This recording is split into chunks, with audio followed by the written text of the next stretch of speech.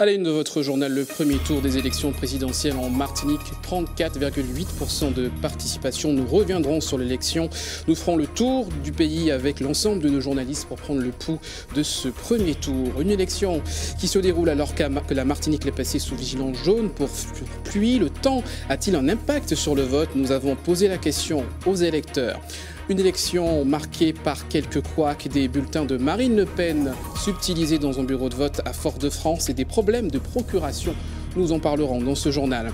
Et puis les petites mains et les gros bras de cette élection levés aux aurores ce matin pour le personnel de la commune de Fort-de-France. Nous étions au bureau centralisateur où les urnes ont été dispatchées sur les autres bureaux de la commune du chef-lieu. Voilà pour les titres. Bonsoir à tous et merci de nous avoir choisis pour vivre ensemble ce premier tour de l'élection présidentielle en Martinique. Je vous rappelle que ce journal est également visible en direct sur Facebook. On commence avec un chiffre le plus important de ce soir, le chiffre de la participation à 17h, il s'élève à 34,82%, soit 2 points de moins qu'en 2012 où il était à 36,5%. Une participation qui est pour le moment pas encore plus importante que celle de 2007 où les Martiniquais avaient voté à 41,5%. Voilà pour ces chiffres. On rejoint tout de suite Alizée Lutran en direct de la mairie de Fort-de-France. On va la retrouver dans le cours de ce journal. Je vous le disais tout à l'heure, nous allons revenir sur les préparatifs de cette élection, ultime préparatifs de cette élection à Fort-de-France ce matin. Les employés municipaux étaient à pied d'œuvre très tôt pour la préparation des urnes et le dispatching, une opération bien rodée comme vous allez pu le voir, comme vous allez le voir, avec ce reportage d'Alizée Lutran et de Valérie Vincent. 5h30, sur ces chariots, 60 urnes prêtes à être livrées avant 8h aux différents bureaux de vote. Faut y aller. Une mécanique bien rodée, rendue possible grâce aux quelques 100 agents de la ville réquisitionnés pour l'occasion. C'est la routine, ça. On est habitué. Toujours pareil, ça ne change jamais, sauf les présidents. On commence à faire les affectations des véhicules et puis ça part le plus tôt possible pour qu'à 8h, tout soit en place pour l'ouverture du bureau. Tous les gars qui sont là sont en principe habitués à le faire, donc il n'y a pas de souci majeur, mais il faut les pousser un petit peu, c'est tout. En période de vote, la mairie de Fort-de-France est le centre névralgique des opérations. Ici, depuis 15 jours, on s'affaire à tout coordonner pour que les bureaux de vote soient fin prêts à accueillir le public. On termine l'acheminement des différentes urnes. Et on va procéder à la mise en place du mobilier pour permettre au premier bureau de vote de s'installer. Et puis voilà, en attendant l'ouverture des bureaux. 7h30, avant de dispatcher les urnes, une dernière inspection s'impose. Alors la liste d'émargement, bien sûr, la réglette qui permet d'émarger. Vous avez une lampe en prévision s'il y a une coupure d'électricité. Vous avez une chemise que l'on met à la disposition des présidents avec toute la documentation, la réglementation, les textes. Là, vous avez le petit matériel. Vous avez le code électoral. 8h, les premiers votants sont déjà au rendez-vous. Le maire de la ville et président du bureau numéro 1 est là pour réceptionner les premiers bulletins. Oui, allez, c'est 422. Mon rôle, c'est de m'assurer que les opérations électorales se déroulent correctement, que le bureau a été correctement constitué, que les gens votent normalement, qu'ils sont bien inscrits sur la liste avec la bonne carte électorale. Et puis ensuite, ce soir, fin des opérations de vote, de récapituler les résultats des 60 bureaux de vote de Fort-de-France pour ensuite pouvoir les transmettre à la préfecture. Compte tenu de la campagne des élections présidentielles qui a eu lieu, on espère que la participation sera quand même importante et que les gens ont pris conscience de l'importance de cette élection et du choix qui nous est proposé. Pour ces petites mains, la journée sera longue. Fort-de-France fait partie des 5 communes où les bureaux de vote sont ouverts jusqu'à 20h. Vous l'avez entendu, donc les bureaux de vote ouverts jusqu'à 20h à Fort-de-France, comme d'autres communes de la Martinique. On voit cela tout de suite. Donc bureau ouvert au François, au Prêcheur ou encore à Sainte-Luce. Je vous rappelle que dans les autres communes de la Martinique, le vote est maintenant terminé depuis 19h. Les bureaux sont également ouverts dans la commune de Ducos, où les électeurs ont encore le temps de se rendre aux urnes jusqu'à 20h pour faire leur devoir de citoyen. Entamant maintenant un tour de la Martinique, comme je vous le disais tout à l'heure, au Robert, direction donc la commune de 18 046 inscrits. C'est la 3e ville de Martinique en termes d'électeurs. Là-bas, on a encore un peu de mal avec le vote du samedi. Certains ont eu beaucoup de difficultés à concilier leurs devoirs de citoyens et leurs obligations professionnelles. On voit cela avec Loïc Régis et Guillaume Bacoul. Comme tous les matins, Denise se rend au marché du Robert. Le scrutin du premier tour de l'élection présidentielle ne perturbe pas ses habitudes. Cette marchande préfère se rendre au travail avant d'effectuer son devoir citoyen. Le travail est avant tout pour moi, puisque comme on dit, si on ne travaille pas, donc, mais le vote est là. Par contre, je fais les deux. L'essentiel, c'est ça. J'ai fini de travailler vers midi, vers 2h, je vais aller voter. Dans cette pharmacie du bourg, la tendance est la même. Les employés ont assuré leur fonction. Le vote viendra plus tard dans la journée. J'ai prévu d'aller voter juste après le travail, donc en début d'après-midi, de façon à éviter l'affluence, j'espère. Et oui, donc en général, je prends toujours le temps de voter, soit en fonction de... En général, on vote le dimanche, donc ça ne pose pas de problème de planning. Et le samedi après-midi, je ne travaille pas, donc ça me permet de voter tranquillement. Pour Patrice, c'est avant tout une question de planification. Ce Robertin a organisé sa journée pour se rendre rapidement vers les urnes. J'ai essayé de caser le vote dans mon programme qui est chargé ce matin. C'est important ? Ben oui, bien sûr. Ça n'arrive pas tous les jours. On élit quand même le président de la République, donc on se doit trouver un petit moment pour aller voter. Les Outre-mer votent le samedi pour les élections présidentielles, un jour où il est difficile de mobiliser la population, selon la secrétaire de ce bureau de vote. Ici, l'affluence n'est pas très importante en cette fin de matinée. Aujourd'hui, samedi, il y a une influence négative pour la simple et bonne raison qu'on ne sera pas amené à avoir un rush parce que la messe se termine à 19h et la fermeture du bureau de vote aussi, c'est à 19h. C'est vrai que le fait de travailler le samedi avec une ouverture de bureau de vote, ce n'est pas pratique parce que les personnes ne peuvent pas laisser leur travail facilement, aisément pour pouvoir venir voter. À la mi-journée, seulement 17% des électeurs avaient fait le déplacement vers les urnes, contre 21% lors de l'élection 2012. On va rejoindre, comme promis tout à l'heure, en direct Alizé Lutran depuis le bureau centralisateur de la commune de Fort-de-France. Bonsoir Alizé, avez-vous les derniers chiffres de la participation à Fort-de-France ? Alors écoutez Jean-Marc, le bureau centralisateur fermera ses urnes à 20h, vous venez de le dire. Je peux déjà vous donner les derniers taux de participation ici à Fort-de-France où on le rappelle, il y a 60 bureaux de vote pour 65 874 électeurs. À 18h, la participation était de 37%, c'est environ 10% de moins quasiment à la même heure en 2012. Alors dans un peu moins d'une heure, le bureau ici fermera. Il y a encore quelques retardataires qui viennent voter.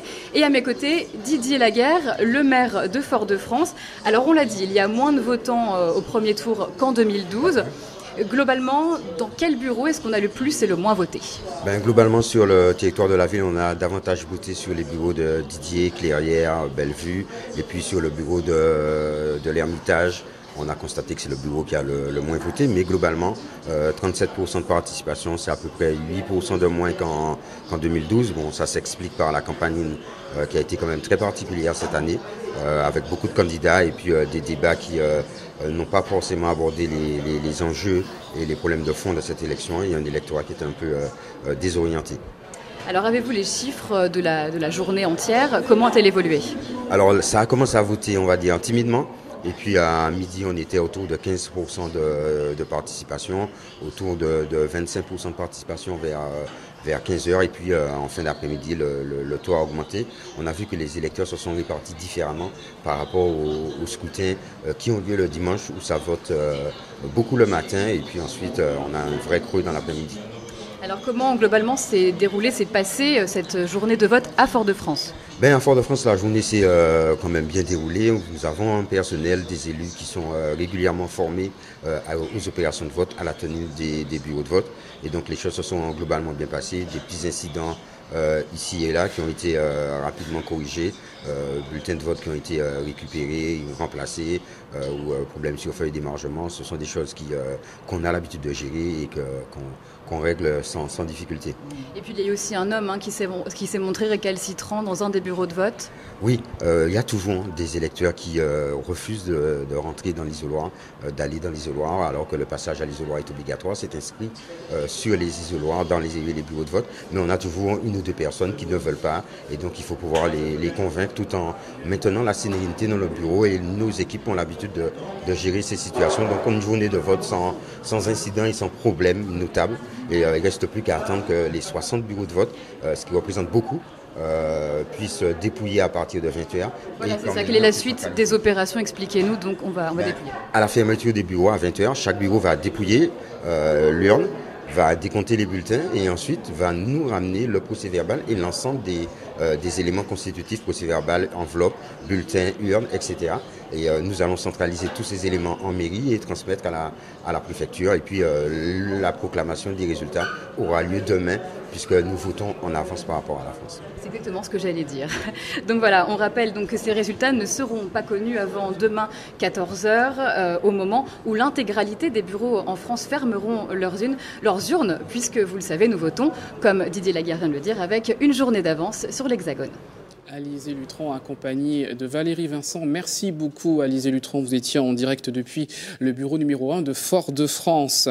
Et on continue notre tour de Martinique à Sainte-Marie. 16 898 inscrits et beaucoup étaient encore indécis sur le choix du bulletin à glisser dans l'urne.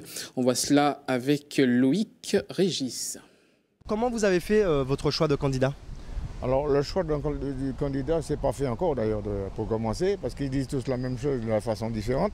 Alors on ne sait plus où on en est. Alors peut-être au deuxième tour, je vais peut-être faire un choix normal, mais là ça va être dans l'isoloir. Alors piqué collégramme et bourré ratata, mastramgramme, voilà. Et puis celui qui sortira, ben voilà, je le mets dans l'enveloppe et puis c'est tout. C'est très difficile parce que peut-être qu'il y a beaucoup de candidats, il y a beaucoup de programmes et dans tous les programmes là qui sont présentés, bien souvent il n'y a pas ce que moi je veux. Et bon, jusqu'à maintenant, je ne sais pas encore pour qui voter.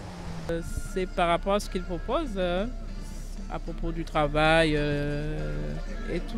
Pas forcément facile parce que du coup, il y a beaucoup de programmes, donc il faut vraiment s'intéresser à tous les programmes, regarder ce qui va pas. Et il y en a un qui a porté mon attention parce qu'il a fait, dans son programme, il a parlé des ultramarins et c'est pour ça que j'ai décidé de voter pour lui. Je n'ai pas choisi aujourd'hui, donc depuis quelques mois, il y a la campagne et j'ai pu justement lire le programme un peu de chacun et j'ai fait une sélection. Et tout à l'heure, cet après-midi, j'irai voter et je sais pour qui voter. Je regarde la télé, les informations, quand les candidats bien sûr se présentent et puis aussi aux alentours, par exemple par rapport à mes parents et ainsi de suite, les amis, ils parlent à propos de l'actualité, donc voilà. Voilà pour ces électeurs qui ont fait leur choix à la dernière minute. Même constat à Trinité, le grand nombre de candidats. 11 pour ce premier tour a découragé beaucoup d'électeurs. Là aussi, certains ont eu beaucoup de mal à faire leur choix. Quelques réactions recueillies par Alvin Courcy. Seule petite chose, c'est qu'on ne savait pas déjà pour qui on allait mettre le bulletin, mais bon, en arrivant ici, on a fait un choix. Il y en a beaucoup, beaucoup de surprises aussi, effectivement, et puis un choix quand même, si on ne sait pas, en fait, difficile. Depuis que je suis jeune, je n'ai jamais changé ma doctrine, je n'ai jamais changé ma conviction. Jusqu'à hier, il y avait encore quelques incertitudes, mais bon, ce matin, il a fallu se décider, donc voilà, on a voté selon nos convictions et on verra bien le second tour ce que ça va donner. C'est un peu timide, il pleut aussi, donc les conditions ne sont pas très favorables, mais donc on attend vers midi, vers 13h pour voir si les votants s'augmentent. Ce qui les rebute un peu, c'est le nombre de bulletins à prendre en fait. Donc c'est vrai que tout de suite ils se disent est-ce qu'il faut qu'on les prenne tous, est-ce qu'il faut qu'on prenne juste quelques-uns, donc c'est leur choix. Donc il faut au moins qu'ils en prennent 2.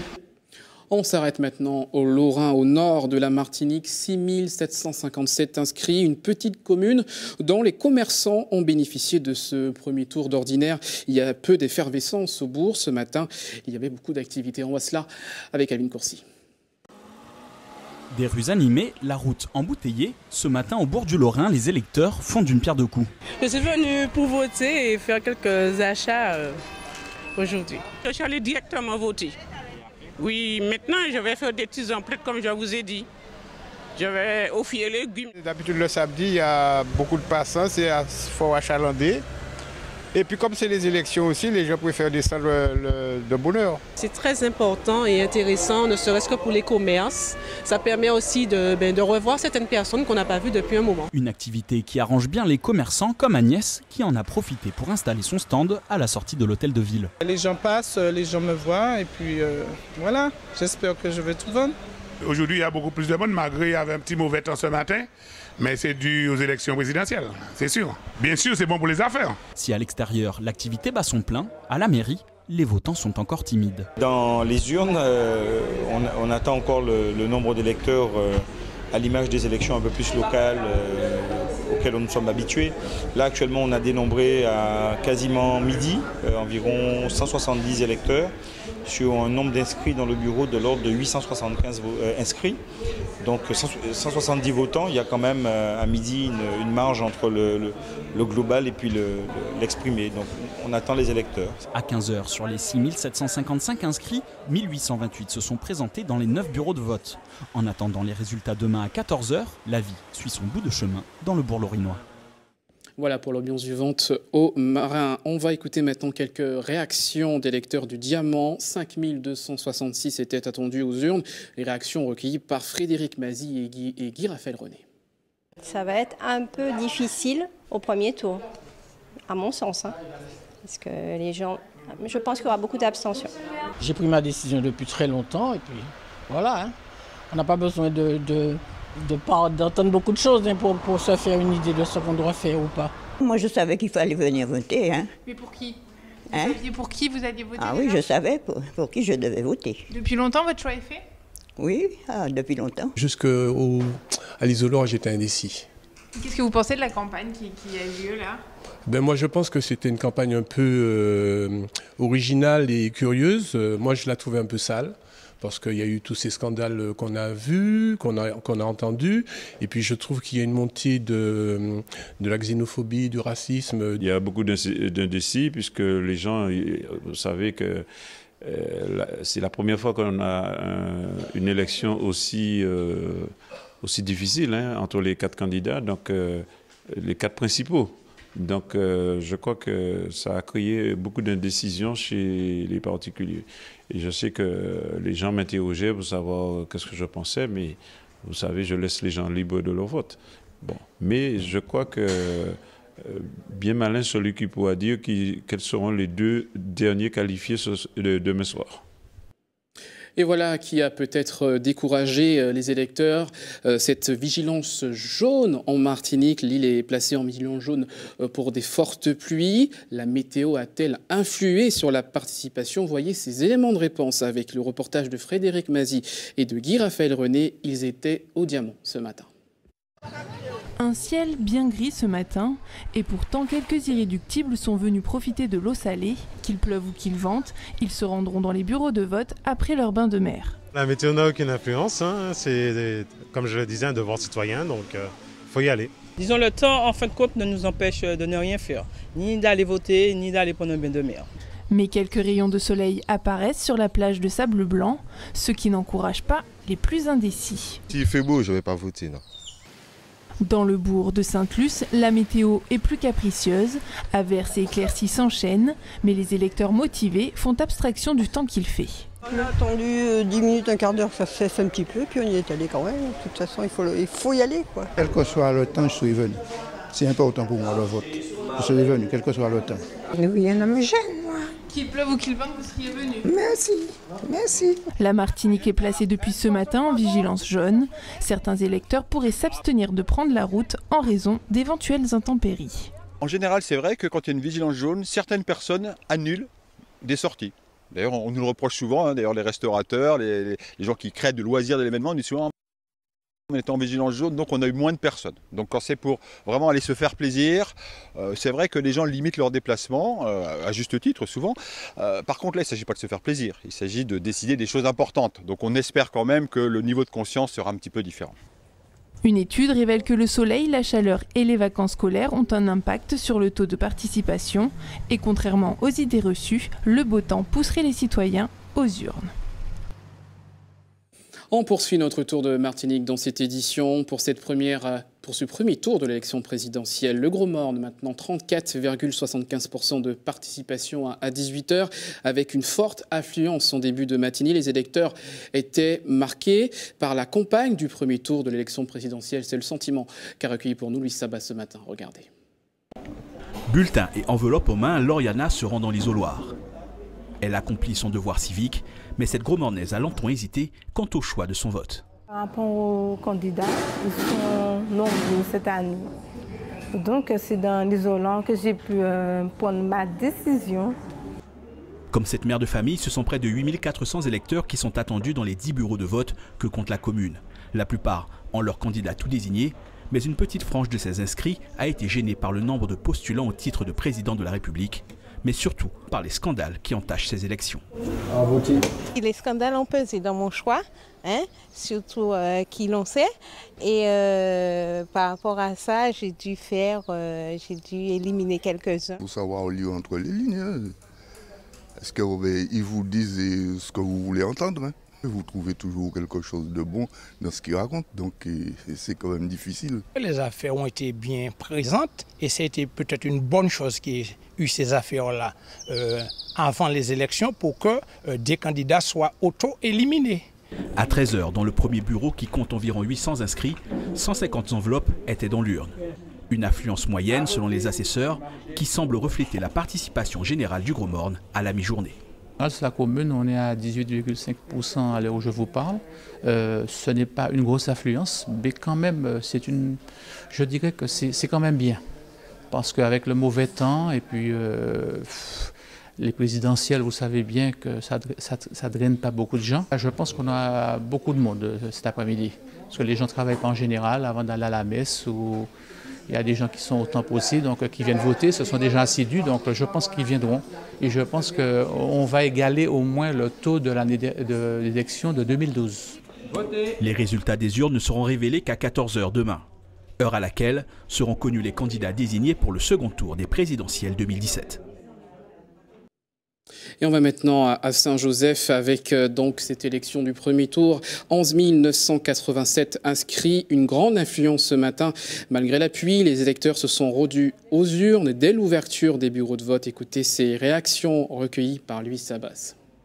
J'ai été voter pour voir qu'est-ce qu'on va faire pour nous les Martiniquais. Chaque fois qu'il y a des élections, je vais voter. J'ai déjà voté, je fais mon devoir électoral chaque fois. Parce que c'est l'avenir de mon pays, il faut que j'aille voter. J'irai plus tard, après mon travail. Je termine à 1h, j'irai après voter. Si j'irai voter aujourd'hui. Mais pas tout de suite? Pas tout de suite, non, non, non. Je reviens de l'enterrement, je vais acheter mon pain et après j'irai voter après. Je ne pense pas, je ne veux pas voter. Pourquoi? Parce que lorsqu'on vote pour quelqu'un, on dit, il dit qu'ils vont faire ça, et puis après, par la suite, il n'y a plus rien. C'est pas, comment dire, dynamique comme dans les autres scrutins. Nous escomptons aussi que le beau temps revienne, parce que vous savez que la pluie aussi, c'est un facteur de rejet, d'empêchement pour venir voter. Le constat que je fais, c'est l'élection municipale qui draine le plus de votants. C'est un scrutin qui intéresse plus de 50% de la population. Donc les gens se déplacent. Rendons-nous à Casse-Pilote maintenant, où le vote a commencé en douceur ce matin à la mairie. Une centaine de votants sur 500 au bureau centralisateur ont été recueillis. L'affluence était plus forte cet après-midi. On voit cela avec Anaïs Gall. 3 mois à peine, et Nora accompagne déjà sa maman dans l'isoloir. Là, techniquement, j'avais pas le choix, mais oui, je pense que c'est important de montrer, dès le plus jeune âge, de les intéresser et puis montrer qu'il faut remplir son devoir citoyen. Merci. Là, elle est un petit peu fâchée, mais oui, je pense que ça reste important si on veut qu'ils s'impliquent eux aussi après à leur tour quand ils auront l'âge de voter. Donner l'exemple aux Pilotins, c'est aussi l'intention du maire. Dans le bureau attenant, Ralph Monplaisir vient donner sa voix, mais également celle de son fils, qui lui a confié une procuration. Mon fils est en métropole en ce moment, il s'est déplacé, il s'est assuré qu'il faisait le nécessaire pour que sa voix se fasse entendre dans l'élection à travers le bulletin que je mets pour lui en fonction de ce qu'il m'a demandé. C'est pour ça que quand on donne procuration, normalement on le fait à quelqu'un en qui on peut avoir entière confiance. C'est la deuxième fois que Nicolas participe au scrutin des présidentielles. En tant que jeune votant, il prend très à cœur ce devoir citoyen. Je suis jeune électeur, je suis jeune, j'ai des ambitions et j'ai envie que mon pays avance, donc voilà, je participe au vote. Marie-Geneviève, elle, n'en est pas à sa première fois. Cela fait près de 30 ans qu'elle est en âge de voter. Aujourd'hui, elle a tenu à donner son bulletin, même si ça n'a pas toujours été le cas. Ça m'est arrivé de ne pas voter. Mais aujourd'hui, vous êtes venu ? Aujourd'hui, je vote. En plus, je suis conseillère municipale, donc je pense que c'est un devoir. À midi, le bureau recense une centaine de votes, soit 1/5 seulement des inscrits dans le bureau numéro 1. Les gens, ils viennent voter petit à petit. C'est-à-dire que, comme c'est pas dimanche, c'est samedi, on a du monde qui vient continuellement, mais pas très rapide, quoi. Mais c'est très posé, on ne peut pas dire qu'il y a bousculade. En effet, certains ont des impératifs en ce samedi matin, mais hors de question pour autant de s'abstenir. Je nettoie mon poisson là et puis après j'y vais voter. Mais si on vote blanc, mais si on vote là, ce qu'on veut voter, c'est pas obligatoirement, mais il faut y aller. Pas mal de personnes se sont battues parce qu'il y en avait qui n'avaient pas le droit de voter. Pas mal se sont battues pour ça. Donc il faut bien qu'on aille, il faut bien honorer ce truc-là. À 18h, les 5 bureaux de la commune affichaient un taux de participation de 49,9%, soit 5 points de moins qu'en 2012, à la même heure. Et une chute de la participation également à Saint-Pierre, dernière étape de notre tour des communes de la Martinique. 96 votants sur les 97 inscrits. À 13h, la commune comptait donc peu de votants. Une commune qui compte 6 bureaux et 4035 inscrits dans l'ensemble des bureaux de vote. On voit les précisions de la première adjointe au maire au micro d'Anaïs Gall. On a ouvert les bureaux quand même à 8h ce matin. On a 96 votants, ça veut dire qu'il n'y en a pas beaucoup, il n'y a pas vraiment beaucoup de votants. Peut-être que cet après-midi, nous allons avoir un petit peu plus de personnes, mais effectivement, à cette heure-là, quand même, pour les autres élections, il y a déjà une participation bien plus importante que celle-là. Je pense que les Pierrotins, notamment, ne se sentent pas concernés, mais c'est dommage. Moi, j'aimerais que le vote soit obligatoire. Je trouve que c'est important de voter, donc il était hors de question qu'on ne vote pas, donc on a fait une procuration. On a fait un pré-enregistrement par internet, ensuite on va à la gendarmerie et en 5 minutes c'est fait. Donc voilà. Donc être en vacances, c'est pas une excuse pour pas voter? Pas du tout, c'est pas une excuse. Les couacs de ce premier tour, maintenant d'abord à Fort-de-France, où les bulletins de vote de Marine Le Pen ont été subtilisés ce matin au bureau de vote de l'école Sérénade. Ils ont été rapidement remplacés. On écoute les réactions de quelques votants ainsi que celles du président du bureau de vote au micro d'Alvin Courcy. Je ne l'aurais pas fait, hein. Je n'aurais pas piqué ces bulletins de vote. Mais la personne... Ce n'est pas tout à fait normal, ce n'est pas très civique puisqu'elle empêche d'autres citoyens de voter. Nous avons vite réparé cette affaire pour précisément que la démocratie et la République ne soient pas attentées davantage. Et maintenant nous veillons à ce qu'il y ait constamment les paquets là. J'espère qu'il va être puni, que ce monsieur, si jamais on le retrouve, que s'il est puni, ce n'est pas moi qui dirai au juge, au procureur, surtout ne le poursuivez pas. Parce que bon, quand il y a du monde ici, quelqu'un attrape un paquet là, il s'en va avec, ce n'est pas évident qu'on se rende compte tout de suite. Et puis, autre dysfonctionnement, les couacs au niveau des procurations. Cette année encore, pour une élection, on n'y a pas échappé. Une électrice de Schellcher n'a pas pu voter pour sa fille dans le bureau de vote de la commune. Une étudiante qui avait pourtant fait parvenir sa procuration depuis l'Hexagone. Selon la commune, on ne peut difficilement expliquer cet incident. On voit cela avec Anaïs Gall. Il n'y a pas de réponse. J'ai appelé la préfecture également. Là, on me parle de la poste, alors que les démarches ont été faites depuis pour ma fille et un autre jeune depuis le 12 avril, pour une autre le 21 mars. Donc nous ne comprenons pas, c'est un grand point d'interrogation. C'est inadmissible, les gamins ont passé la semaine, voire les 15 derniers jours à se renseigner pour déterminer le choix du candidat. Hier encore, j'étais en discussion avec ma fille pour savoir pour qui elle allait voter. Voilà. Et aujourd'hui, alors qu'on demande que les jeunes soient citoyens, que les jeunes s'engagent, que les jeunes votent, là aujourd'hui, ils sont contraints de dire non à leur premier vote, premier tour, alors que chaque voix compte. Et pour moi, c'est inadmissible. Voilà pour le point sur les élections au premier tour de la Martinique. Dans le reste de l'actualité, nous reviendrons sur cette journée, sur ce rendez-vous pour des femmes atteintes de cancer proposé par une association pour parler de la maladie.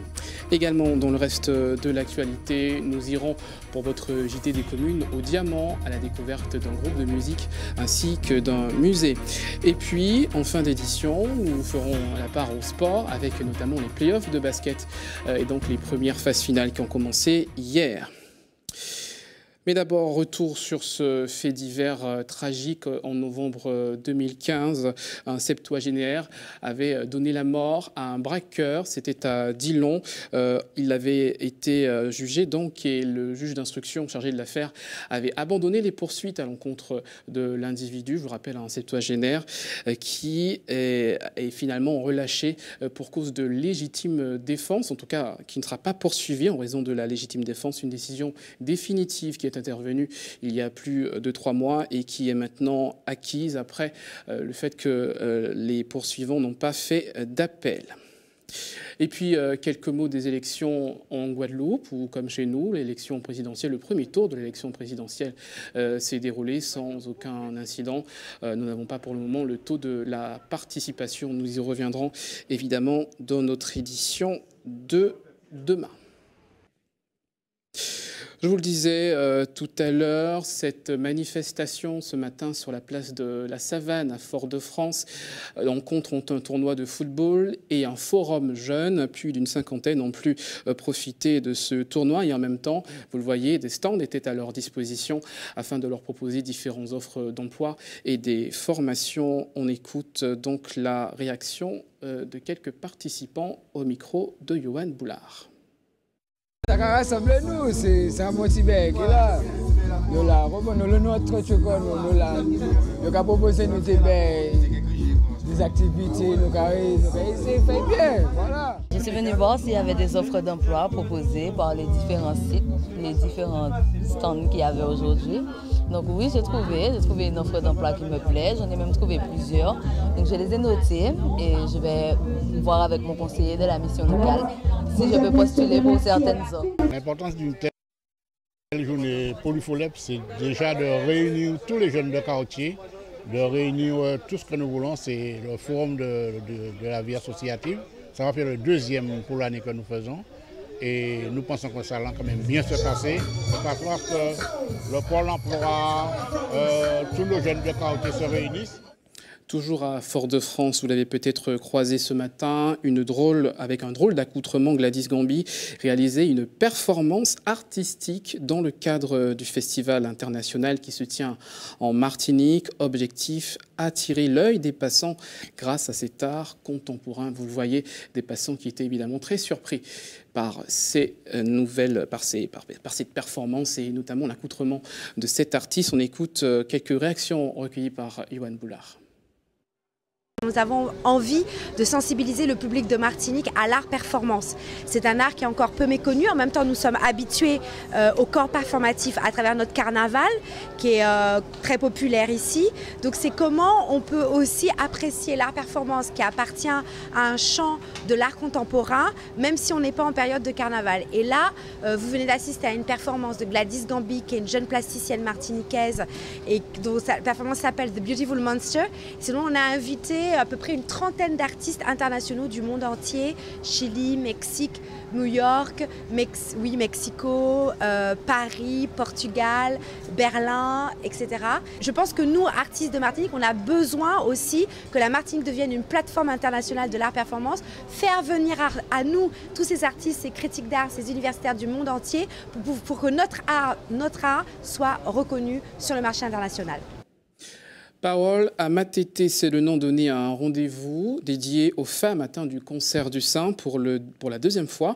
Elles se sont donné rendez-vous cet après-midi afin d'échanger sur la maladie autour d'un café, une façon de rompre avec la solitude qui entoure souvent les personnes atteintes de cette maladie. Le reportage de Yohan Boulard. Docteur Seprose a retiré le sein droit, elle m'a suivi et après Docteur Lise a pris la relève. Donc c'est elle qui a retiré le sein gauche et qui a fait pour moi les 2 reconstructions. À cette table, des femmes ayant côtoyé de près ou de loin la maladie. Selon l'Organisation mondiale de la santé, plus de 500 000 d'entre elles meurent chaque année du cancer du sein. Après un premier combat mené en 2014 et d'innombrables soins, Karine est en récidive. Pour moi, c'est une nouvelle épreuve, mais en même temps, ça m'aide à voir la vie différemment, en fait. Donc, il ne faut pas baisser les bras, comme je vous dis. Donc, il faut aller de l'avant et faire les traitements nécessaires afin de rester en vie. Je dis bien pour rester en vie. Je suis quand même en rémission pour 5 ans.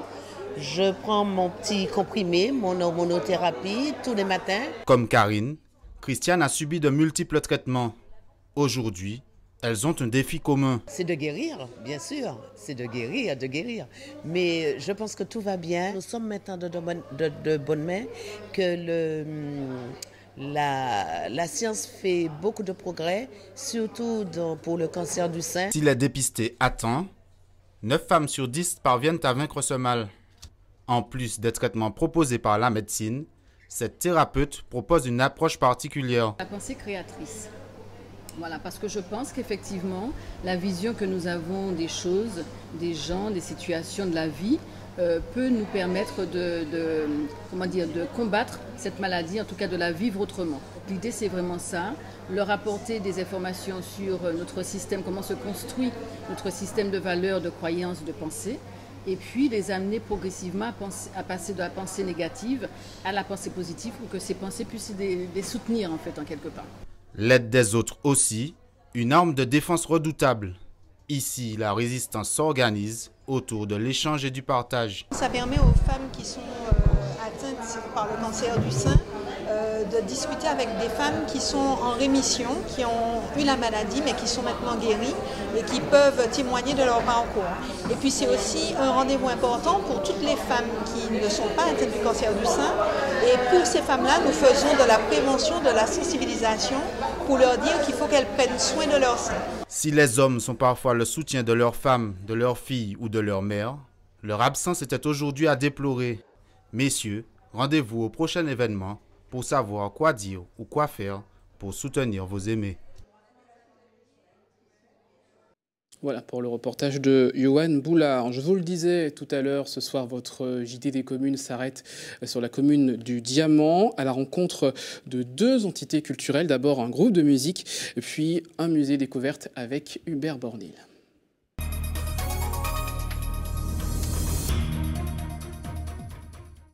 Bonsoir à toutes et à tous. En cette veille d'élection présidentielle, nous retrouvons notre Diamant. Vous l'avez compris, c'est la ville du Diamant qui nous accueille.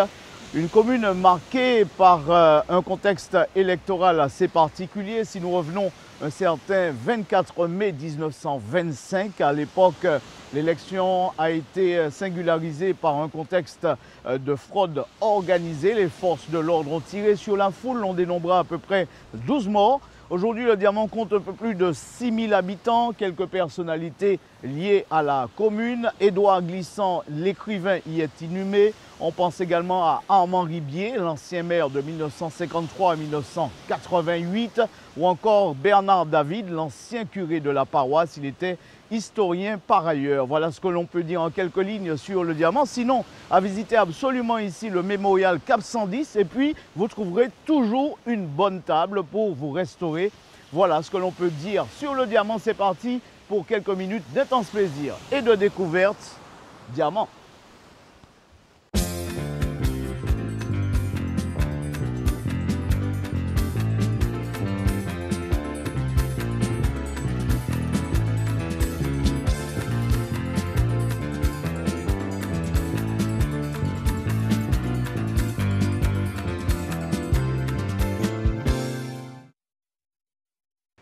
Si vous souhaitez réellement découvrir l'histoire de la commune, je vous invite à aller faire un tour à l'espace muséographique Bernard David, justement du nom de cet ancien curé qui a officié durant de longues années dans la paroisse, un Vendéen d'origine, écrivain, historien et par ailleurs amoureux de la Martinique.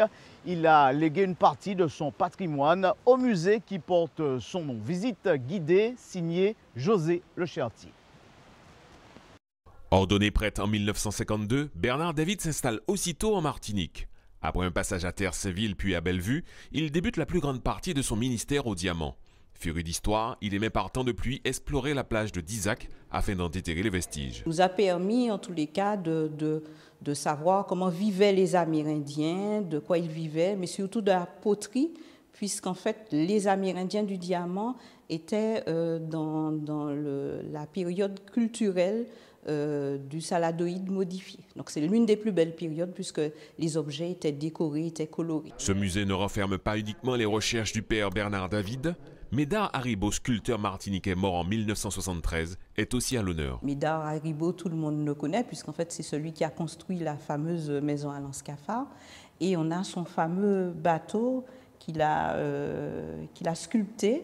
On a le roi des Indes ainsi que le piano qui a été offert par les frères Andrieux. La visite continue avec la découverte du rocher du Diamant. On peut y plonger ou escalader sans aucun effort. Il y a des caméras sur ce rocher et à partir d'ici, on peut visionner la vie sur le rocher, la vie sous le rocher aussi, la vie sous-marine, puisqu'en fait la faune aviaire et sous-marine n'a vraiment presque plus de secret pour nous ici au musée. Au-delà de faire connaître le patrimoine du Diamant, chaque mois, l'espace muséographique Bernard David met en valeur les artistes de la commune ou de la Martinique entière. Depuis hier, Céline Dessart, artiste peintre, présente ses œuvres au grand public.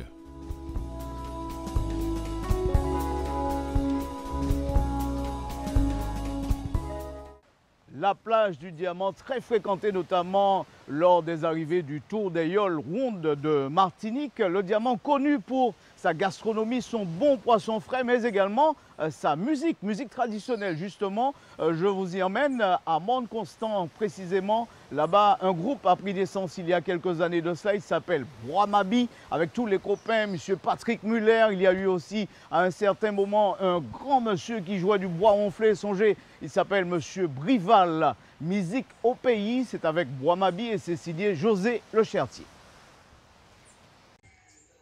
Dans le calme du monde constant, Gaëtan retrouve Patrick, son ami de toujours.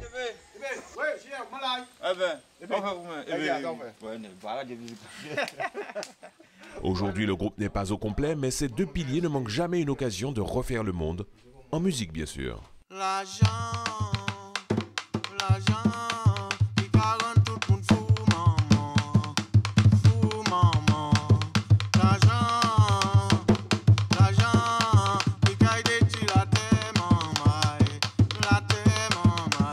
À 16 ans, Patrick vivait déjà au rythme du groupe dans son ancien quartier de Morne-Blanc, la naissance d'une passion.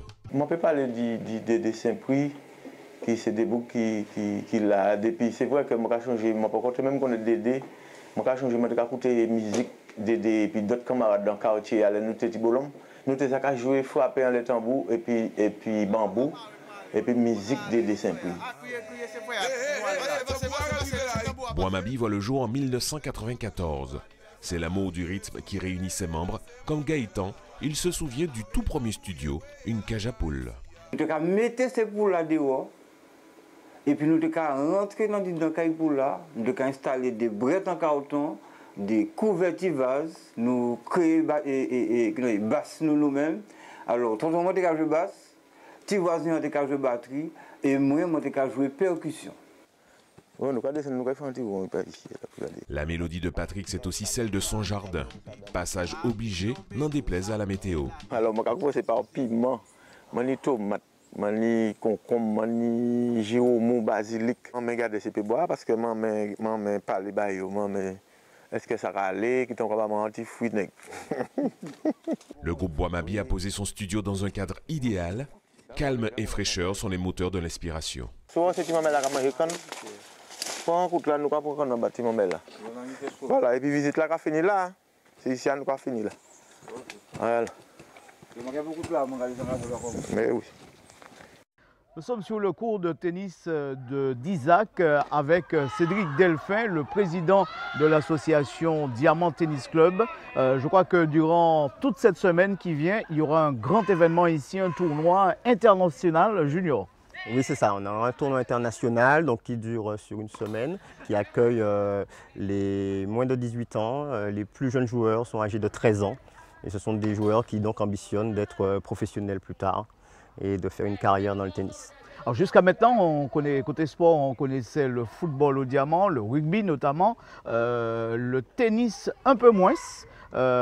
C'est une pratique que vous êtes en train de relever en ce moment. Oui, en fait c'est une pratique qu'on essaie de relever parce que justement on a un petit peu les conditions qui permettent ce développement. Notamment depuis 4 ans nous avons fait le choix d'embaucher un enseignant professionnel pour pouvoir développer l'activité et donner une culture sportive à nos gamins. Là, en faisant un tournoi depuis l'année dernière, on a donc une opportunité de continuer un petit peu ce travail-là en montrant à ces jeunes que nous avons formés depuis l'âge de 3 ans en baby tennis qui peuvent envisager maintenant autre chose, se fixer de nouveaux objectifs avec ces gens de l'international. Par exemple, justement, ces jeunes que l'on voit à l'entraînement, ils viennent d'où? Ils viennent des États-Unis? Alors, beaucoup d'académies des États-Unis, effectivement, des académies aussi d'Europe, des coachs qui viennent avec 1 ou 2 joueurs qu'ils suivent et pour lesquels donc, ils ambitionnent une carrière. Donc on a des Japonais, on a des Australiens, on a beaucoup de gens d'Amérique centrale. Et les Diamantinois sont combien à pratiquer du tennis? Diamantinois, alors on est 180 à avoir une licence et beaucoup plus en potentiel, et c'est pour ça qu'un tournoi comme ça va nous permettre d'agrandir et de démocratiser le tennis, notamment. Il n'y a pas que le haut niveau. Mais 180 et avec des jeunes qui ont, par exemple, chez les filles de 13 ans qui sont championnes de Martinique. On suppose qu'un tournoi pareil nécessite une mobilisation de fonds assez importante. Vous tenez ces budgets-là, vous arrivez à tenir ça? Alors, l'année dernière, on a lancé un petit peu les choses, et pour avoir ce tournoi, ça a été un coup de poker, hein, donc il fallait 2 cours supplémentaires que nous avons aujourd'hui. Ils sont un petit peu en contrebas, vous les avez vus, ils sont tout neufs. Et c'est un pari donc, qui nous coûtait environ 70 000 € pour la première année, sans compter les frais d'arbitrage et compagnie. Et donc vous imaginez que c'était un gros pari et qu'on a réussi à boucler. Mais le but c'était qu'on ait cette manifestation et qu'elle ne parte pas ailleurs dans la Caraïbe. Je sais que la commune est un peu en difficulté financièrement. C'était histoire de savoir si vous êtes aidé aussi. Alors, on a le soutien des sports, des hommes, on a le soutien des hommes, on a le soutien effectivement de la commune comme elle peut, avec des moyens, des moyens logistiques. Des moyens logistiques énormes, oui, c'est vrai.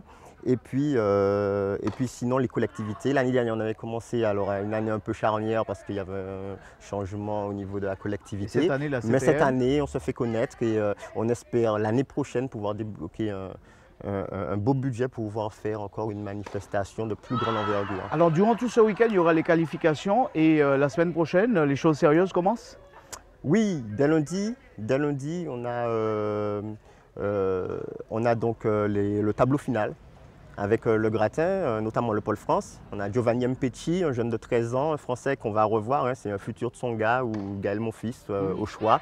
Il faudra venir le voir jouer de 8h, donc les matchs de 8h à 20h environ sur les cours du Tennis Club du Diamant. Dès demain dimanche, la fin des qualifications avec les meilleurs Martiniquais qui vont se frotter au gratin international. Donc ce sera très intéressant à voir avec des jeunes qui se lancent soit pour une carrière ou soit pour faire des études aux États-Unis payées parce qu'ils ont un bon niveau. Beaucoup de monde, on imagine, au Diamant. L'année dernière pour les hôtels, il y a encore de la place? Les hôtels ils se régalent puisque c'est quand même 120 jeunes avec les accompagnateurs. Vous voyez derrière, il y a un coach, il y a des parents qui accompagnent. Donc c'est vrai qu'en plus, c'est une affaire touristique. Les hôtels, on est en train de passer sur une transition. À la semaine prochaine, il n'y aura plus de touristes ou moins. Et là, le Diamant va encore vivre à l'heure du tourisme et de l'international. Un grand événement, on imagine, qui sera suivi par les médias, y compris ATV, qui sera là pour retransmettre les temps forts dès lundi, donc avec de grosses pointures. Oui, oui, c'est tout ce qu'on demande, hein, nous, parce qu'on met beaucoup de temps et d'énergie à organiser des choses comme ça. On pense que ça peut apporter beaucoup et au sport et à l'économie, notamment au tourisme. Donc on se bat pour qu'il y ait des choses qui apportent à nos jeunes et qui donnent un sens à leur activité, leur engagement dans le sport. Donc on ne peut que soutenir les médias et encourager les médias à venir nous voir, notamment avec des images qu'on peut faire ici.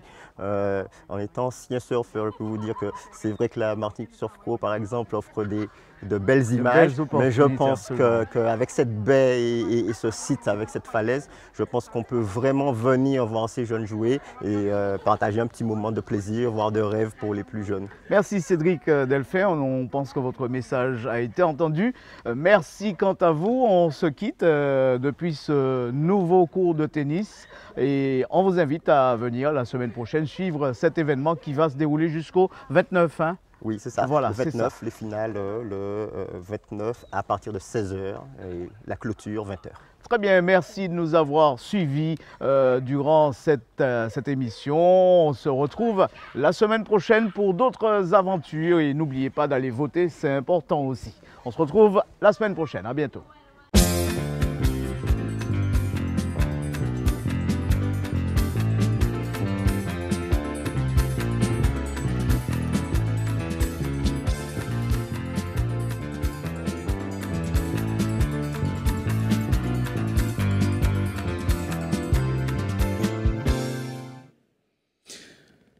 Voilà pour ce JT des communes. Exceptionnellement ce samedi, pas de sport week-end, mais on va quand même parler sport tout de même, avec notamment ces rencontres hier soir en play-off de basket, les finales au féminin, les régionales de l'Éclair ont affronté la formation de la Gauloise de Trinité chez les hommes. C'est le Golden Lion de Saint-Joseph qui était face au Sporting Club Lamontinois et ce sont les Trinitéens et les Joséphains qui se sont imposés.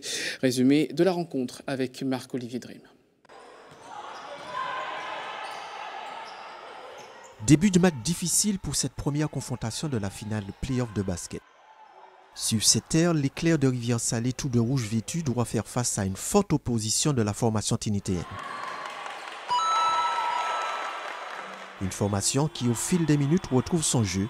À la fin du deuxième quart-temps, la Gauloise de Trinité mène 40-31. De retour des vestiaires, l'Éclair brille, recolle et prend l'avantage sur la Gauloise de Trinité qui ne lâche rien. Plus en jambes, les coéquipières de Cyril l'emportent. Score final 69-61. Je pense qu'on a été un peu léger dès le départ, dès l'échauffement. On s'est laissé aller et en fait il faudrait qu'on puisse se ressouder, jouer ensemble parce qu'on a voulu un peu faire du freestyle, j'ai envie de dire, et là, demain on va revenir et on va jouer ensemble pour la Gauloise. Tout y est, c'est qu'elles n'ont pas su garder l'avantage. Mais c'est à travailler, ce n'est que le premier match. Un premier match où au masculin, le Sporting Club Lamontinois en maillot grenat fait bonne figure face au ténor du Golden Lion. Progressivement, la partie s'équilibre. À la mi-temps, le score est de 35 partout. Au troisième quart-temps, le Golden propose un jeu plus rapide sans toutefois distancer son adversaire.